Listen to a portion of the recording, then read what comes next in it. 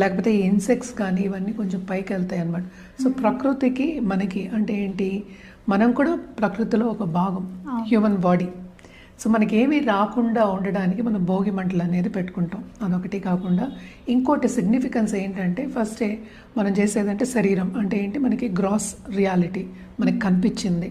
మనకి కనిపించింది అంటే ఏంటి, మనం ఆధ్యాత్మికంగా చేసుకునే, స్పిరిచువల్గా చేసుకునేది ఏంటంటే ఈ మంటల్లో పాతవన్నీ వదిలేసి కొత్తదనం అనేది తెచ్చుకుంటాను. ఇదేంటంటే కొన్ని ప్లేసెస్లో న్యూ ఇయర్ కింద కూడా మనం చేసుకుంటూ, న్యూ ఇయర్ కాదు స్టార్టింగ్ అని చేసుకుందాం, న్యూ ఇయర్ అని చెప్పొద్దు, స్టార్టింగ్ కింద. ఎందుకంటే ఉగాది మనం ఎక్కువ న్యూ ఇయర్ కింద చేసుకుంటాం.